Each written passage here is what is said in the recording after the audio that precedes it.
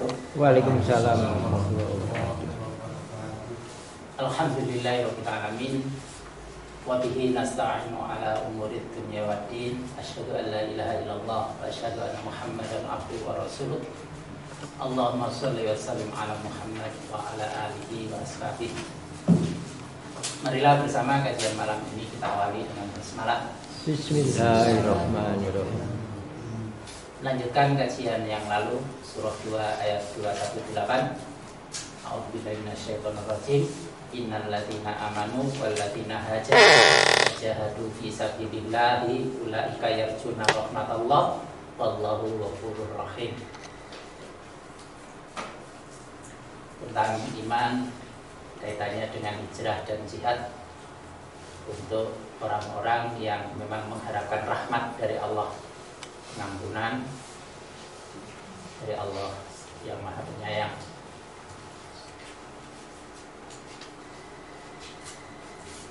Bahasan yang terakhir itu sudah sampai pada bagian mana ini?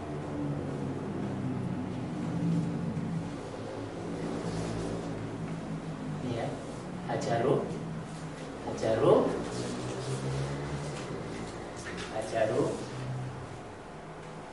Sebelumnya sudah dibahas, lanjutannya jimroknya itu 15 ini menghasilkan angka 65 itu amal. Jadi hijrah itu alamat, tanda-tandanya, indikatornya itu pada amal perbuatan. Yang amal itu tidak segala amal, tidak sembarang amal, kecuali amal yang dilandasi oleh ilmu. Ilmu pun bukan sembarang ilmu. Ilmu yang benar itu ada ilmu yang lahir dari petunjuk. Petunjuk yang benar itu apabila punya keimanan yang benar. Karena itu ilmunya ini adalah ilmu hak yang langsung bisa membawa kepada kekuatan berlangkah nyata, tidak hanya angan-angan. Karena ini adalah ilmu tingkatan yang tinggi. Dirinya orang berilmu dengan tingkatan tinggi, ilmunya benar, itu dia akan menjadi orang yang membenarkan, dia akan menjadi seorang ahli sedekah. Kalau tidak, itu masih bernilai dusta.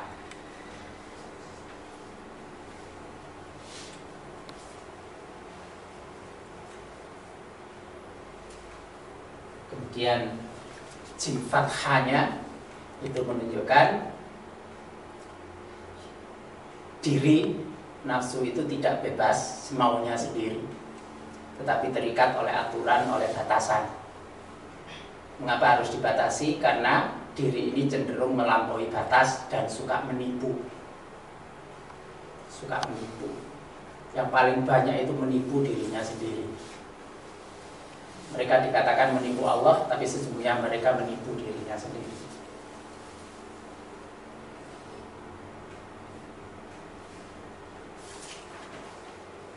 Kalau sudah menipu, terus nanti bercampur dengan kedustaan, itu akan menimbulkan pertengkaran. Sehingga suasana yang mestinya supaya dengan keimanan, hijrah itu tercipta suasana surgawi, berubah menjadi pertengkaran, dan itu kenerakaan. Kalau sudah seperti itu, jalan keluarnya tobat, itu aja. Ini pembahasan yang lalu. Terus ada pertanyaan, nah, iman itu yang seperti apa? Iman itu yang seperti apa? Yang lalu, karena ini memang sudah masuk pada iman, waktunya sudah masuk pada iman dari hijrah itu. Nah, sekalian ini melanjutkan tentang keimanan. Bahasan yang sekarang. Ya. Amanah. Apa yang disebut iman ini?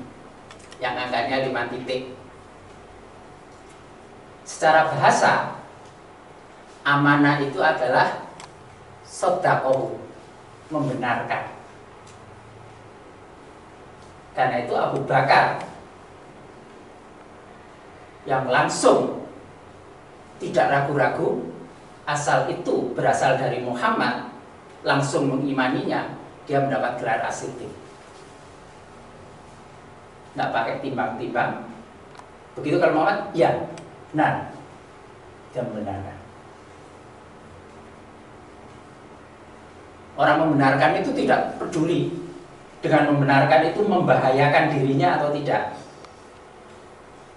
Bilal itu dengan membenarkan, dia rela membahayakan dirinya. Artinya dirinya itu berada dalam bahaya. Dan juga yang wanita Sumayyah rela dengan membenarkan dia akan berada dalam bahaya.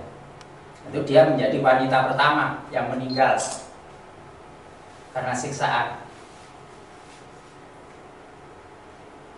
Kaki kiri diikatkan pada satu kuda, kaki kanan diikatkan pada kuda yang lain. Dua kuda disuruh lari dengan arah yang berlawanan, terbelah tubuhnya menjadi dua.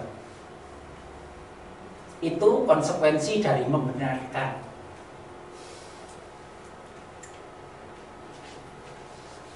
Sodakohu wawasakobihi, wawasakobihi. Artinya percaya, meyakini, mengokohkan, mengesahkan perjanjian. Jadi dengan pernyataan iman itu percaya, meyakini, dikokohkan menjadi kuat, disahkan. Jadi kalau sudah beriman itu sah. Sebelum pernyataan keimanan itu belum sah. Dan itu adalah sebagai perjanjian.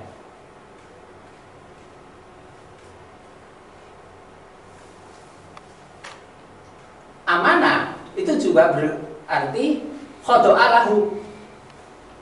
Khodo'alahu itu berarti tunduk, takluk, merendahkan diri. Ini kesempurnaan iman secara arti kata. Kesempurnaan iman secara arti kata itu seperti ini: membenarkan, percaya, meyakini, mengokohkan, mengesahkan perjanjian, tunduk, takluk, merendahkan diri. Ada nggak tanda-tanda ini? Ini secara bahasa. Secara bahasa.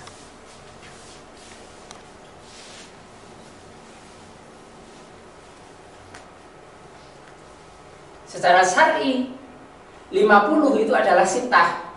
Sitah itu 6. Karena itu rukun iman itu dikatakan ada 6.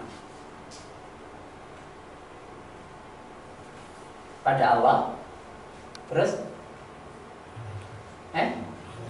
malaikat,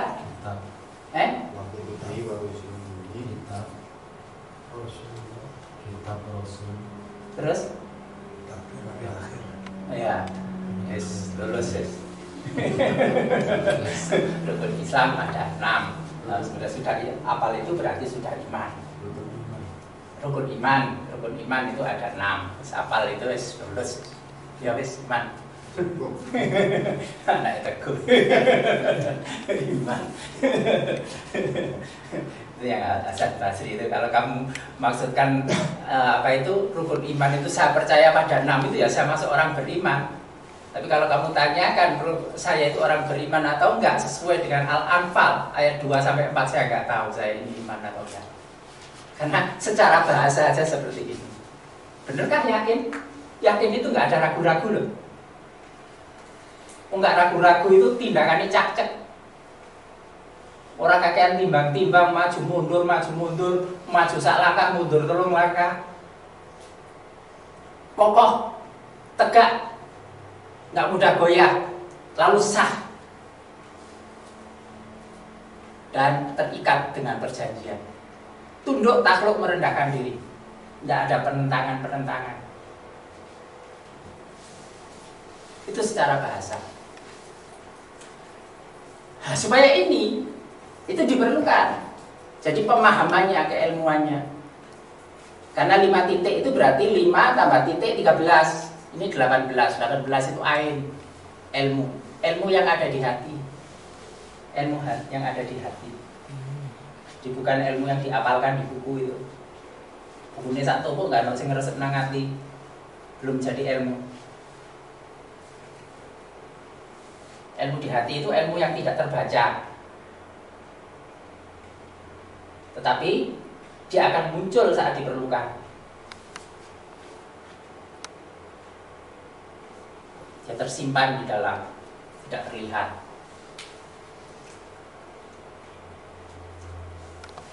Nah, sedangkan kata amanah, kata dasar. Kalau kata bentukannya itu banyak dalam Al-Quran, tapi kata dasarnya amanah itu ada 33 kali dalam Al-Quran disebut. 33 itu adalah kata siron, rahasia. Itu yang namanya iman, itu rahasia manusia yang bersangkutan dengan Allah. Tidak ada orang yang tahu orang itu beriman atau enggak. Apa saya ini beriman? Orang nggak tahu. Bahkan saya sendiri nggak tahu sudah iman atau enggak.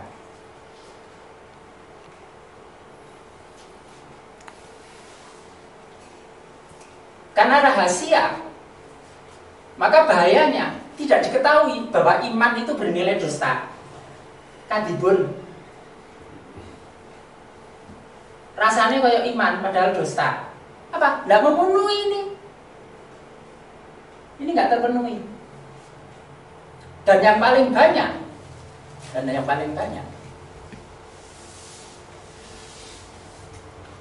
ini ain. Jadi pengetahuannya, jumlah huruf ain dalam Al-Quran itu 9417. Jumlah huruf ain dalam Al-Quran 9417.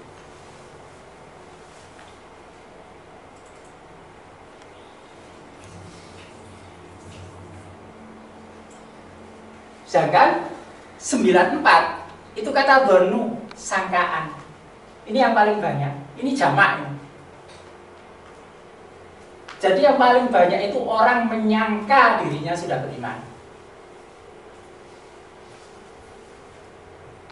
Tidak sadar bahwa iman itu rahasia dirinya dengan Allah, dan ternyata diketahui banyak yang bernilai dusta.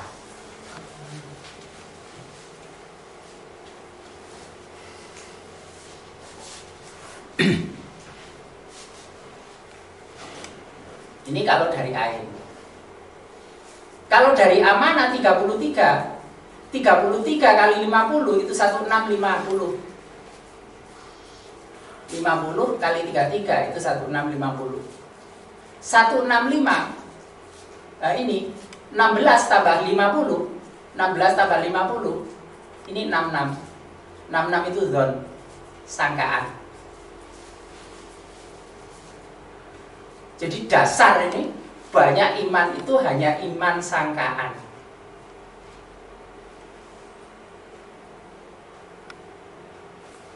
Kebanyakan sangkaan. Karena rahasia itu tidak diketahui. Tapi secara syar'i dalam hubungan antar manusia itu perlu diketahui. Antar manusia itu perlu diketahui. Mengetahui rahasia hati tidak bisa. Karena itu diwujudkan pada syahadat, asyhadu. Cermin dari 94 adalah 49, asyhadu. Di sini butuhnya konteks, relevansi, perlunya syahadat itu yang disaksikan. Ucapan. Sebab orang lain itu taunya ucapan yang pertama. Dan begitu diucapkan itu sudah sah. Misalnya mengucapkan itu pura-pura, itu sudah sah dalam hubungan antar manusia. Begitu dia bersyahadat, haram darahnya maupun hartanya. Sehingga ketika dalam perang ada orang yang membunuh orang yang sudah mengucap syahadat, ditegur oleh Rasulullah. Dia mengatakan, itu hanya strategi dia. Dia hanya pura-pura supaya selamat. Tetap salah. Kalau sudah mengucapkan syahadat, langsung masuk. Hubungan antar manusia itu sebatas itu. Walaupun dia dusta, bukan urusan kita. Begitu mengucapkan syahadat, haram darahnya dan hartanya.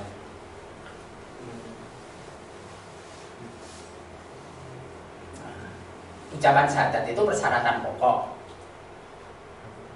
Kalau lisannya nggak bisa berfungsi, ya isyarat, bahasa tangan, bahasa tubuh. Tapi dia menyaksikan, menyatakan itu.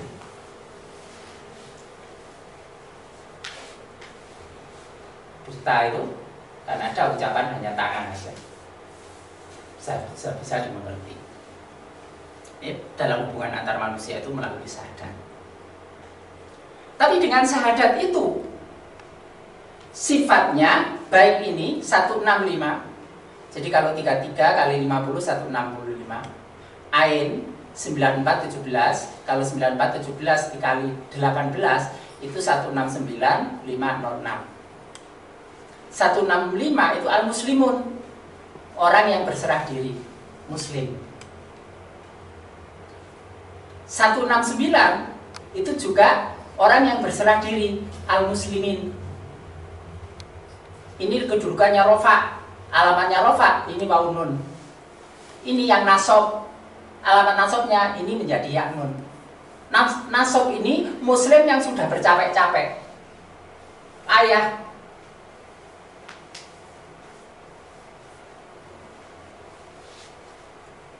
Terikat, karena terikat dengan perjanjian lewat syahadat ini.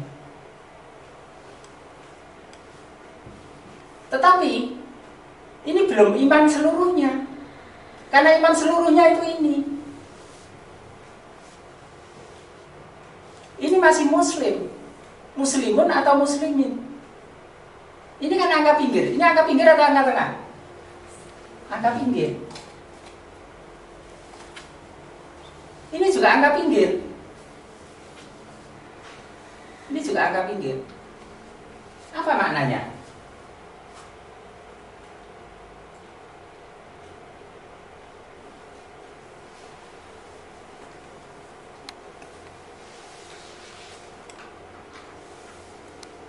Angka pinggir. Itu maksudnya imannya itu masih iman pinggiran. Jadi dia sudah menyatakan dengan syahadat masuk golongan muslim, sudah menunjukkan kerja capek-capek sebagai orang muslim. Itu kedudukannya imannya itu masih iman pinggiran. Angkanya angka pinggir. Apa iman yang pinggiran itu? Dalam surah 22 ayat 11.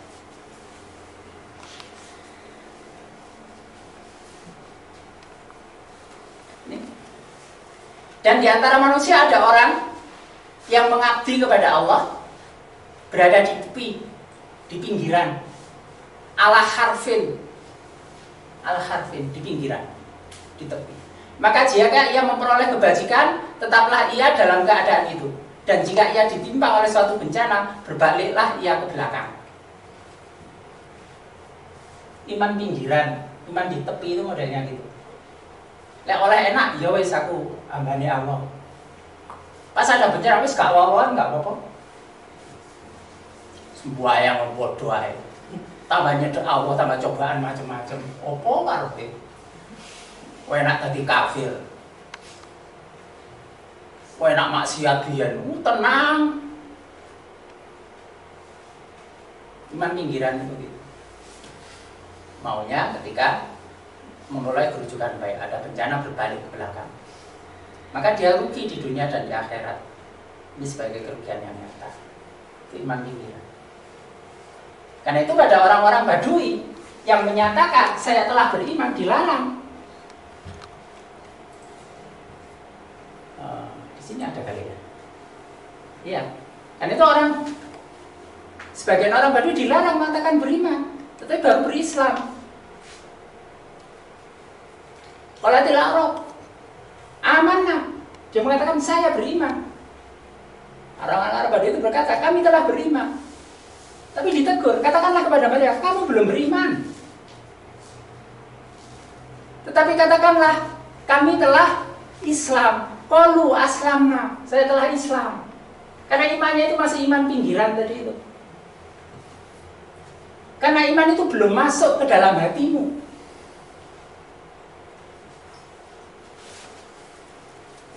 Belum masuk ke dalam hati. masih usapan lisan, masih ada di pinggiran. Kecuali jika kamu taat kepada Allah dan Rasul, dia tidak akan mengurangi sedikit pun pahala amalmu. Sesungguhnya Allah Maha Pengampun lagi Maha Penyayang. Jadi wujudnya itu setelah menempuh bukti ketaatan pada Allah dan Rasulnya. Apa ketaatan pada Allah dan Rasulnya? Nanti ada penjelasannya.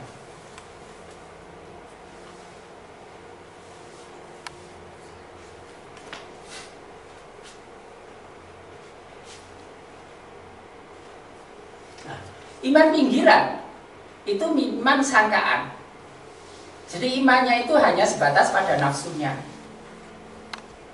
Belum keimanan hati, masih keimanan nafsu. Nafsu itu cirinya ingin yang menguntungkan diri. Tidak mau kalau keadaannya itu merugikan diri. Karena itu begitu dihadapkan yang menguntungkan diri, langsung berbalik ke belakang. Tapi kalau hati, itu kehidupannya sudah tetap. Karena sin ini nggak ada titik, tapi kalau hati ini ada titik. Titik ini yang membuat tidak goyah.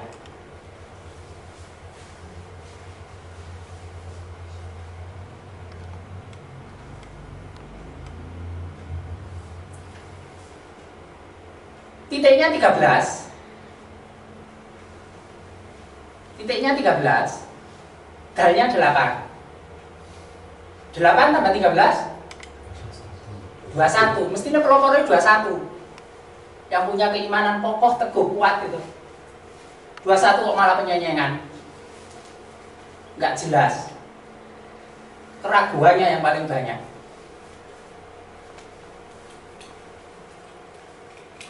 Ini langsung ke sana. Nafsu ini nggak ada titiknya. Karena itu dia bolak-balik. Bolak-balik. Padahal inti dasar keimanan 16 ini inti dasar, 50-nya iman. 16 inti dasar ini kalau diurai menjadi 7 dan 6. 7, 6 itu yakin, yakonah. Jadi iman yang sudah berarti yakin itu adalah iman yang benar, yang membenarkan. Kalau sudah yakin itu tidak ada yang bisa mengalahkan.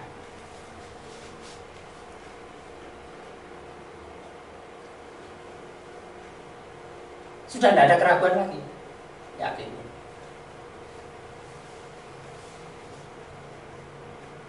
Tapi kalau yakinnya goyah,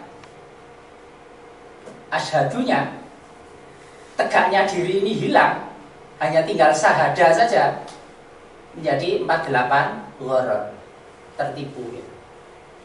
Tertipu dengan keimanan lewat sangkaan dan kedustaan. Dikira beriman padahal tidak beriman.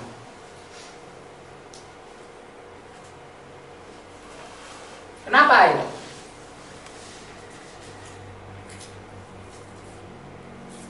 Tertipu karena dia belum menegakkan Al-Quran pada lingkungan kehidupan.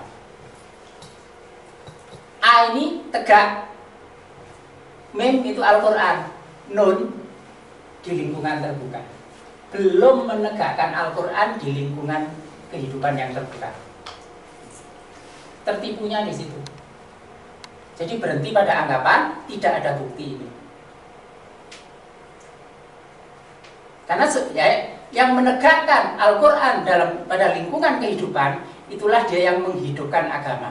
94 itu adin, juga hayat. Orang yang menghidupkan agama itu siapa? Orang-orang yang yakin dalam keimanannya. Bukti ia yakin, ia menegakkan agama pada kehidupan. Agama kehidupan dalam apa itu? Menegakkan agama dalam kehidupan itu maksudnya adalah menegakkan apa yang ada Al-Quran pada lingkungan kehidupan yang terbuka.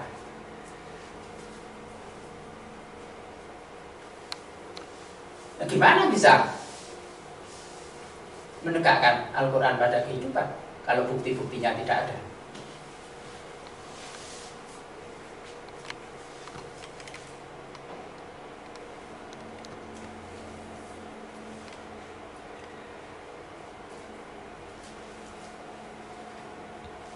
Al-Quran merintahkan untuk jihad sungguh-sungguh. kesungguhannya beragama nggak jelas. Al-Quran meminta untuk hidup tertib bersih, nggak terwujud.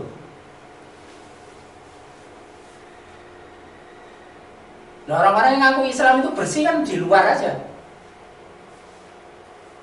Tampak bagus kan kalau kondangan aja rapi. Gak kondangan ya ngobrol-ngobrol. Rumah yang bagus kan bagian depan aja. Bagian dapur, kamar mandi. Kamar mandi perpaduan cat hijau dan kuning. Temboknya hijau, rumput. Iya. Oleh hijau lambang Islam. Berarti kuape dicat hijau. Hijau rumput. Bekasnya pipisnya kuning-kuning.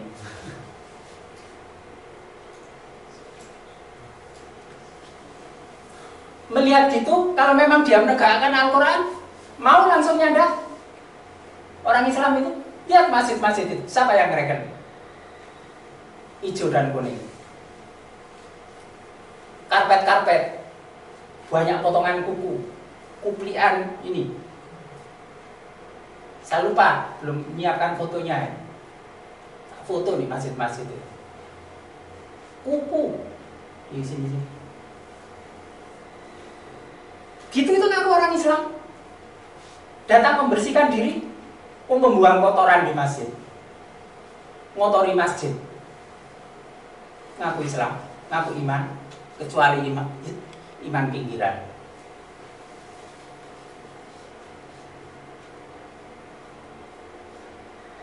Ada orang-orang yang ngaku iman Islam menunggu kotoran di masjid, tergerak, misalnya ada apa itu, sisa-sisa apa, langsung diambil. Ada kepekaan gitu enggak? Karpet kadang ngelempit, mau meluruskan, tambah ditabrak-tabrak. Modelnya orang Islam itu sampah, buih.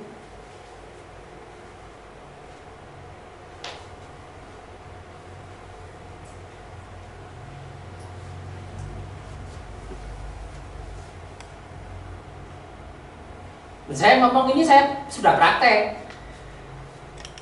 Orang yang ngomong tok.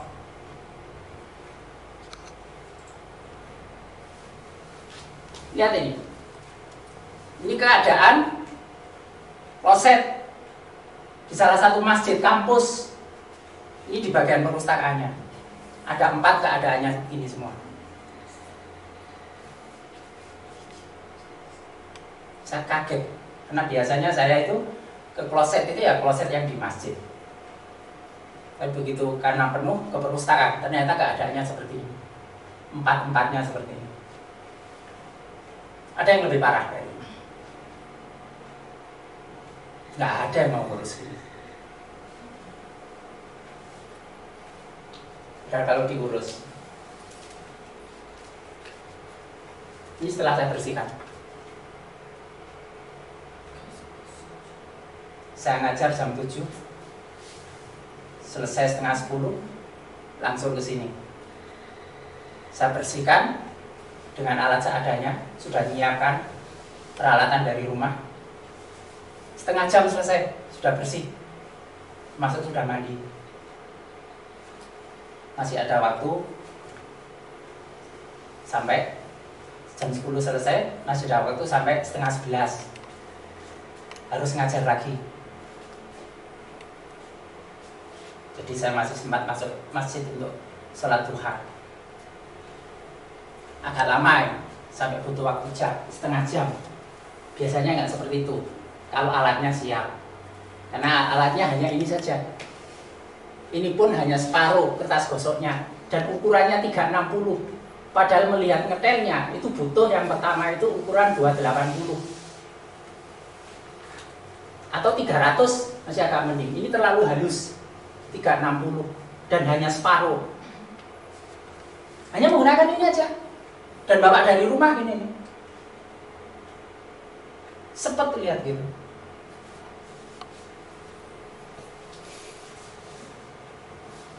Setengah jam selesai. Padahal malamnya saya tidur hanya tidak ada 2 jam. Malam mengerjakan bahan pengajian sebagian sampai jam 10.22 saya akhiri. Tidur jam 12:20 bangun, sudah nggak bisa tidur. Menyelesaikan bahan pengajian, lanjut sampai subuh. Habis subuh persiapan untuk ngajar. Olahraganya pergi ke masjid, pulangnya ambil jalan putar. Sudah selesai. Pingpong 20 menit, mengeluarkan keringat, cuci mobil, berangkat. Ngajar yang setengah 11 itu harusnya sampai 12/4. Tapi 11/4 saya akhiri, saya minta dilanjutkan asisten. Karena setengah 1 saya harus ngajar lagi. Mestinya sampai setengah 4 saya akhiri ketika terdengar qomat di masjid.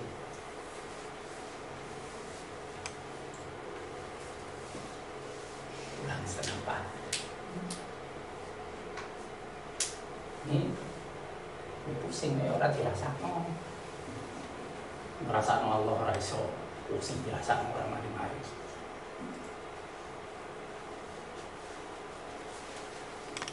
Harus mau capek ini. Baru taraf muslim itu, belum iman, baru muslim pinggiran. Muslim yang bercapek-capek untuk mendapati loh pengesahan ini tadi, pengesahan iman. Ya moga-moga iso. Pastinya nggak tahu udah disahkan atau enggak keimanan. Tapi gitu kok merasa enak, merasa nyaman, merasa nggak ada dosa. Karena itu hijrah, itu bukti untuk membedakan yang iman atau enggak.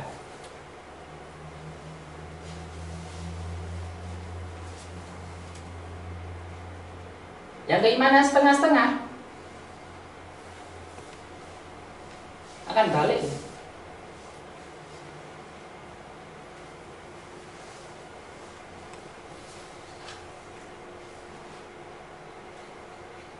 Lihat ini, ayat-ayat ini. Ketika mereka datang kepadamu dari atas dan dari bawahmu, dan ketika tidak tetap lagi penglihatanmu karena terkepung, dan hatimu naik menyesak sampai ke tenggorokan, dan kamu menyangka terhadap Allah dengan bermacam-macam persangkaan. Keadaannya seperti ini. Disitulah diuji orang-orang yang beriman itu. Digoncangkan hatinya dengan goncangan yang sangat. Pernah dalam keimanan mengalami goncangan yang sangat? Berani ngaku beriman? Wong imannya itu hanya batas bersenang-senang, nyanyi-nyanyi, kumpul-kumpul, mangan-mangan. Apakah itu yang diajarkan oleh Rasulullah? Rasulullah menghadapkan sahabat-sahabatnya dengan keadaan seperti ini.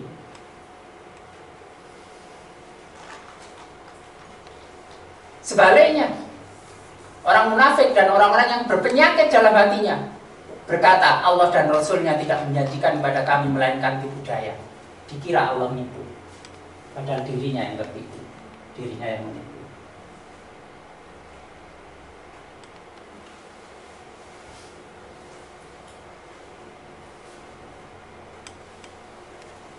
Tipuannya,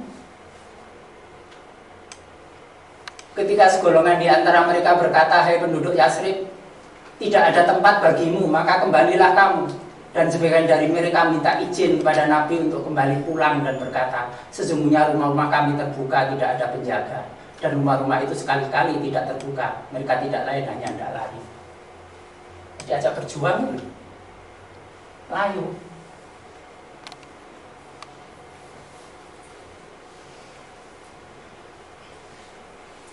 Kalau Yasrib diserang dari segala penjuru, kemudian diminta kepada mereka supaya murtad, niscaya mereka mengerjakannya, dan mereka tidak akan menunda untuk murtad. melainkan dalam waktu yang singkat. Cepat berarti umur murtad. Karena memang iman belum merasuk ke dalam hati, masih iman pikiran. Padahal sesungguhnya mereka telah berjanji kepada Allah, mereka tidak akan berbalik ke belakang. Dan seterusnya. Gambarannya seperti itu. Karena itu keimanan itu ruhnya itu pada ketaatan. Ruhnya itu pada ketaatan. Ketaatan pada Allah dan Rasulnya. Sudah ada ketaatan pada Allah dan Rasulnya.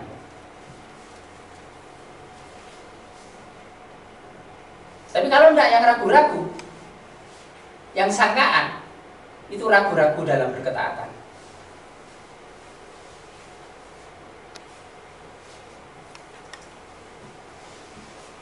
Ayat iman yang yakin itu digambarkan pada lanjutan surah 49 ayat yang ke-15. Innamal mu'minuna, sungguhnya orang-orang yang beriman hanyalah orang-orang yang beriman kepada Allah dan Rasulnya. Kemudian mereka tidak ragu-ragu. Lam yartabu. Mereka tidak ragu-ragu. Dan mereka berjihad dengan harta dan jiwa mereka pada jalan Allah. Mereka itulah orang-orang yang benar. Mana bukti jihad dengan harta dan nyawa?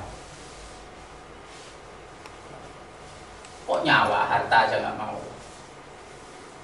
Kok harta, tenaga aja nggak mau kok?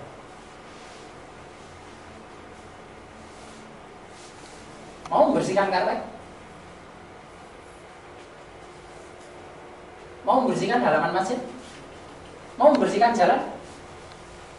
Iman itu ada 70 cabang. Salah satunya menyingkirkan duri di jalan. Sing digeroli kok duri di jalan? Kotoran di masjid itu loh. Kuku-kuku di masjid itu loh, di karpet. Siapa sing ngurusi? Apa nggak ada orang beriman di masjid-masjid itu? Oleh itu takmir, oleh nggak dibayar. Ini sono nggak kucing dibayar.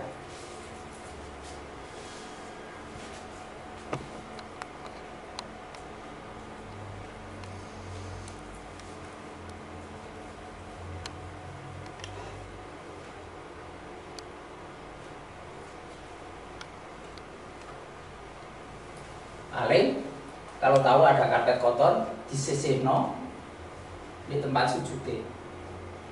Di situ debunya disingkirno. Cek koncone sing oleh. Nah, saya ngomong ini karena kejadiannya ada. Siji disingkirno, terus sing teko balik disingkirno. Cuma sing nglakoni ngene ora teko. Ora teko nunggu yo. Ngene ya cerita dhewe.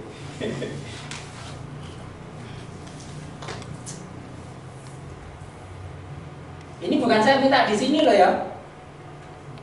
Kalau di sini udah beres semua, ngaji ini dibandani. Sudah ada tenaga yang dibayar untuk bersihkan masjid-masjid itu, njopo-njopo itu. Sopo sing ngurusi.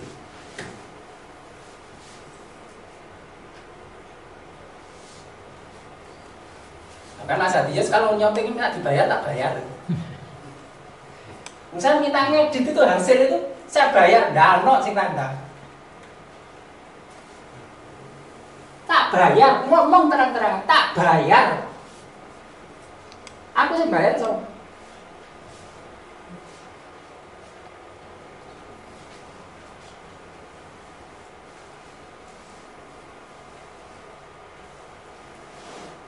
Jadi keterikatannya itu nggak jelas. Keterikatannya itu nggak jelas. Kadang-kadang ngaji itu tujuannya duniawi kok. Cek ketemu konco, cek gampang balik utangan.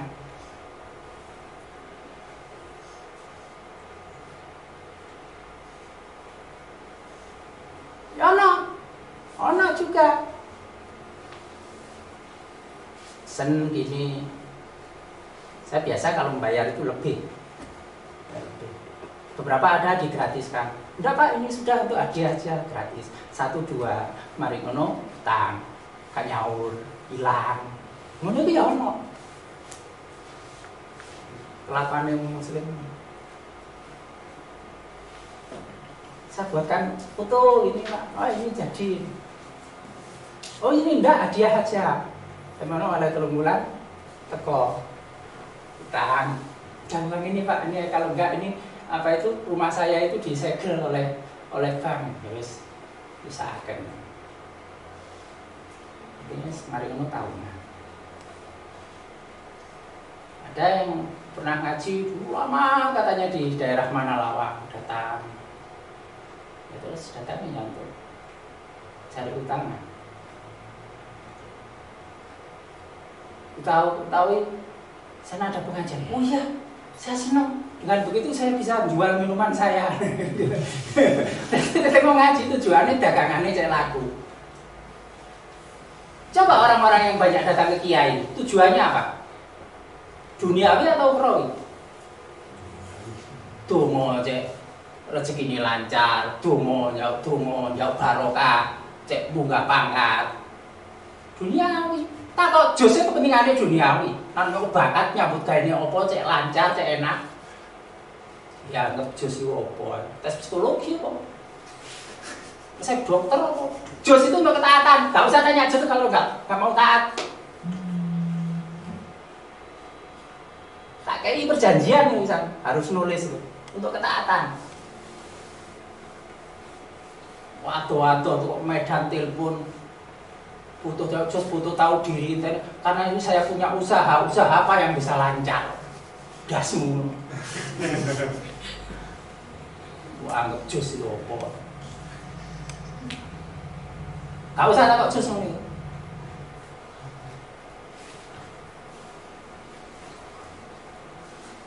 Ngaji yang ngono.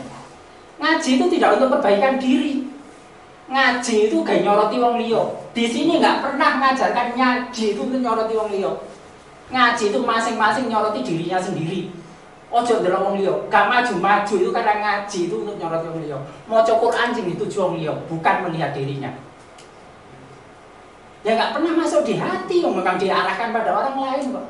Kalau diarahkan pada diri itu maka ilmunya itu menjadi ilmu hati tadi itu. Karena yang dituju itu orang lain, tujuannya itu untuk menyenangkan diri, menyalahkan orang lain. Ilmunya itu tidak pernah menjadi ilmu hati. Hanya apalah. Itu akan semakin merusak otaknya.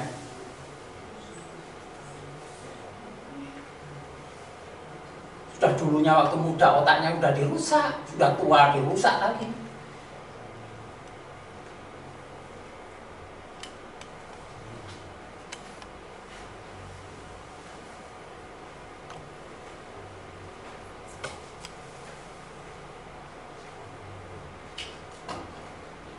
Iki sing kurang tahu teko terus teko sepisan itu Pak ngajine koyo ngene tadi seneni tok.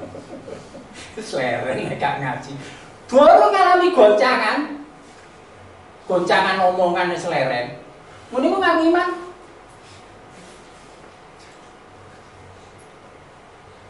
Ayat itu kan goncangan hati.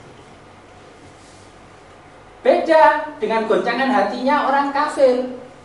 Orang-orang yang imannya setengah-setengah. Surah 6 ayat 125. Barang siapa yang Allah menghendaki akan memberikan padanya petunjuk, niscaya dia melapangkan dadanya untuk menegakkan agama Islam, menghidupkan Islam. Lapang dadanya untuk menghidupkan Islam. Enak. Jihad sungguh-sungguh dalam berbuat, bekerja, dalam beribadah. Lo kadang-kadang di masjid kampus ini banyak yang kerasan berlama-lama di masjid. Apa itikaf? Enggak.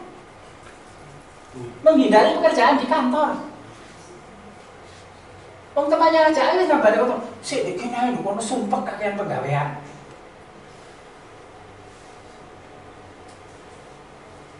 Di masjid lele menghindari pekerjaan di kantor. Sumpek kerja terus. Muni lo ngaku iman.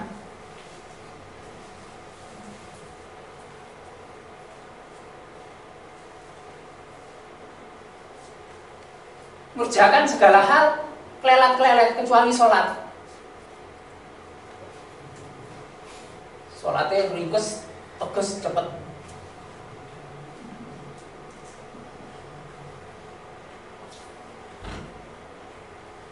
Ya enggak. Dan barang siapa yang digandeng Allah kesesatannya, biasanya Allah menjadikan dadanya sesak lagi sempit. Bencana yang sebenarnya itu adalah ketika mengalami dada sesak lagi sempit, seolah-olah ia sedang mendaki ke langit. Itu bencana. Bencana yang sebenarnya itu adalah keadaan. Bukan tidak adanya harta, bukan tidak adanya pangkat jabatan. Kalau orang kehilangan harta, kalau dasarnya dia itu pinter cari harta, sebentar lagi hartanya itu kembali. Kalau orang jatuh namanya, jabatannya hilang, kalau memang dia seorang tokoh, pandai memikat, pada akhirnya dia akan terpilih lagi, akan unggul lagi. Memang dia sudah punya bakat seperti itu. Tapi sesaknya dada, sempitnya dada, seolah-olah sedang mendaki ke langit. Itu yang tidak mengenal keadaan orang, miskin atau kaya, kuat atau lemah, pangkat atau tidak, terhormat di masyarakat atau tidak. Ini bisa menimpa saja, dan ini keadaan yang sesungguhnya. Sempit dada. Itulah Allah menimpakan siksa kepada orang-orang yang tidak beriman. Beda dengan goncangan yang dialami oleh orang yang beriman tadi. Walaupun pandangannya sudah berbalik-balik, seolah-olah tidak ada tempat pertolongan.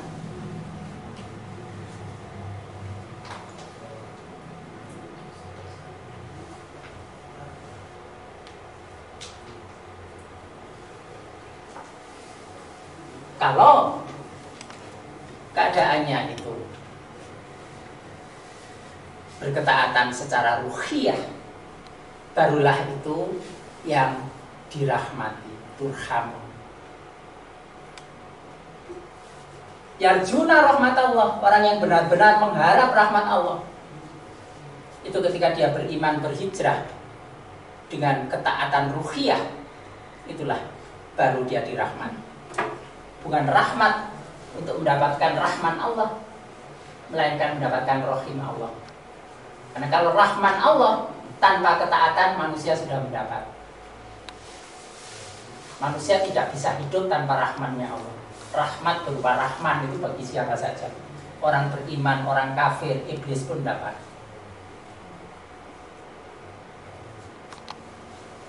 Itu karena rahmannya Allah.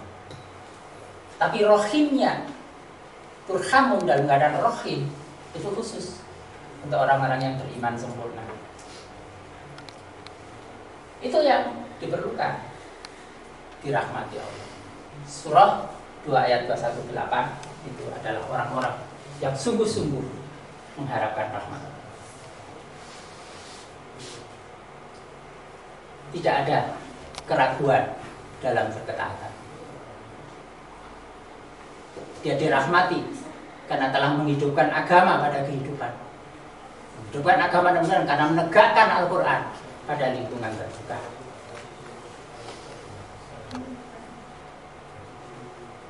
Malu cabang iman, tapi rasa malu tidak ada. Salah itu malah bangga ya orang sekarang. Gimana bisa aku beriman? Nah, itu orang-orang yang tertipu.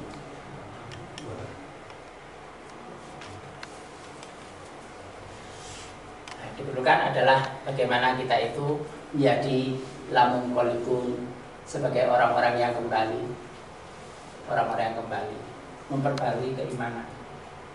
Kembali itu baru perjalanan di pinggir, karena lamun qalbun itu 169. 69.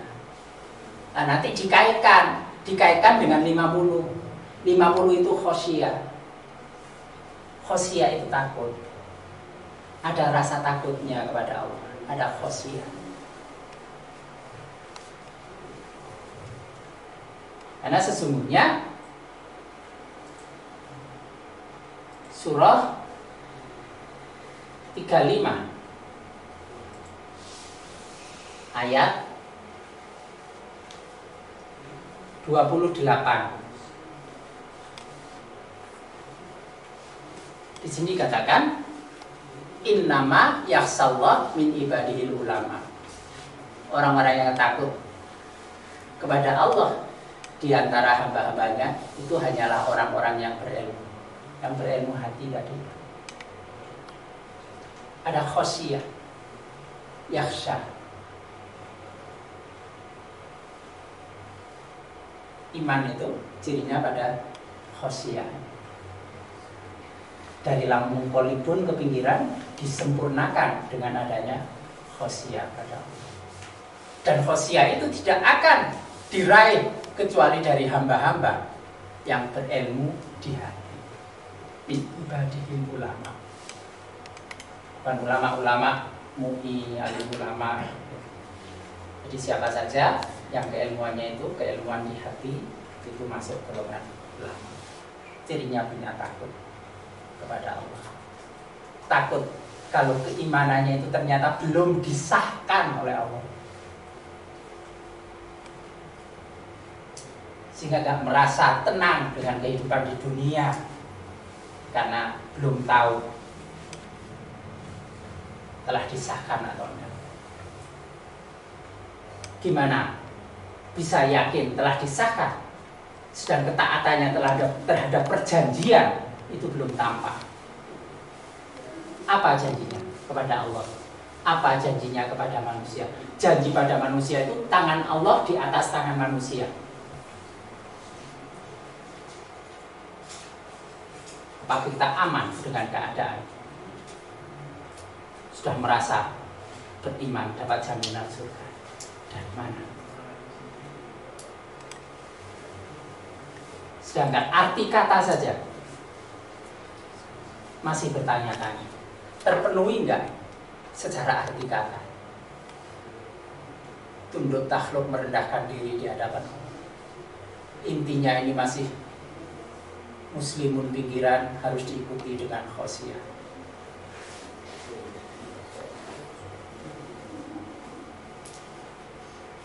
Semuanya masih bersifat rahasia.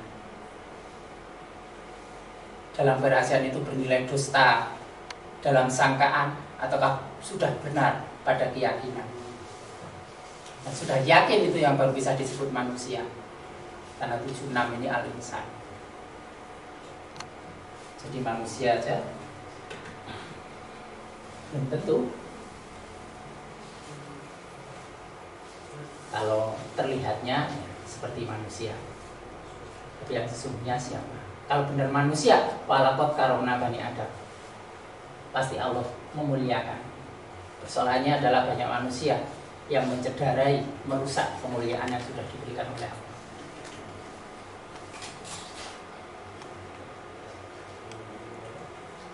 Ini ulasan lebih lanjut atas pertanyaan yang lalu. Iman itu apa sebenarnya? Nah, kemarin masih mendahulukan membahas hijrahnya dulu. Imannya masih belum. Tapi ketika membahas ini, hijrah langsung dimasuk ke iman. Muncul pertanyaan iman, masuk bahasan ke iman. Ini kita belum bahas amanunya, baru amanah. Punya makna yang lebih luas pada kata amanun, sebagaimana yang dinukil pada surah 2 ayat 118. Tapi dengarkan aja capek ya. Senang, Pak. Senang. Oh, dicela dulu nih. Gak mangkel lah. Ya aku mangkel.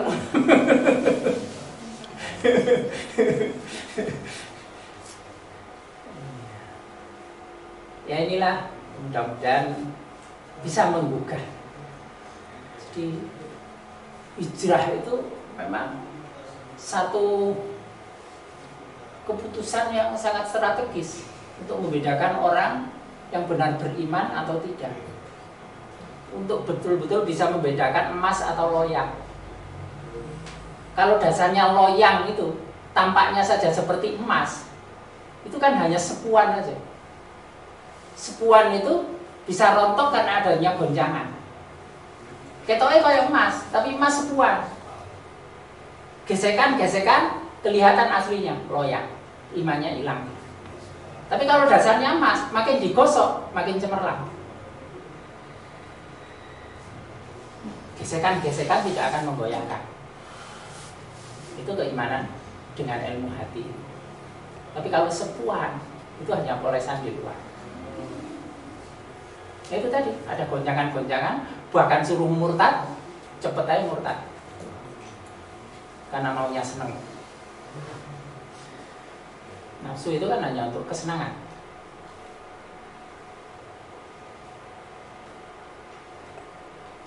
Menerima sesuatu yang dirasakan menakutkan, itu tidak mau. Padahal misalnya orang beriman dengan iman murni menerima penderitaan. Penderitaan itu hanya sesaat, gantinya tidak terukur. Penderitaan yang dialami Sumayyah itu paling berapa lama? Tidak ada 30 menit. Takutnya mungkin 30 menit. Takutnya bisa 30 menit ketika diikat pada 2 kuda.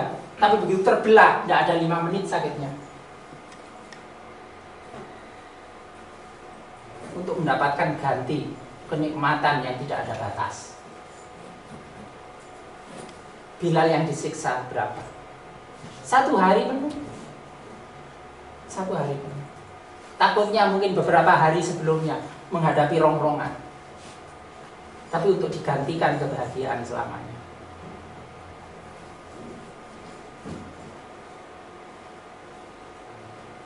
Amal-amal yang nyata, berapa lama susahnya, capeknya yang dialami untuk mendapat ganti yang berlipat ganda. Buat kebaikan bisa dibalas 10 kebaikan, 700 kebaikan. Dan yang bagus buat kebaikan itu dirahasiakan.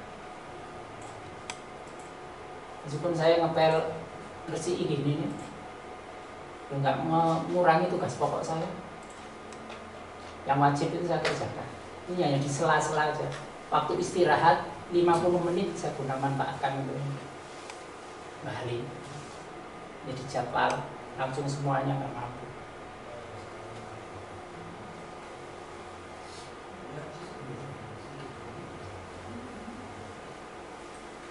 Kalau di masjid kadang-kadang kan ada semut mati, ada jejak mati. Putih. Kadang-kadang kalau karpet baru karena apa itu bulu-bulunya. Nggak semua orang bisa ambil. Saya bukan hanya masjid loh. Saya mengepalai kantor itu yang namanya gini itu saya bersihkan sendiri. Saya jadi kepala UPT itu 5 tahun. Ada cleaning service. Tapi ya sekedarnya, padahal dibayar itu. Dan saya nggak puas. Kantor saya berikan sendiri. Ada yang paling teriak-teriak, "Lalu tim bersih dewe." Ya hanya sebatas teriak.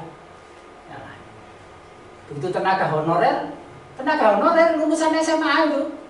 Tenaga honorer lulusan SMA. Semuanya bagian bersih-bersih. Terus ada pengangkatan, nggak mau sudah kerjakan. Saya kedudukannya sudah lain. Begitu diangkat itu, jadi CPNS, tak takoi Kasubaku. Ini kan nggak bersihkan. Sudah bikin ulah ya Pak. Sudah bukan tugasnya kan. CPNS itu.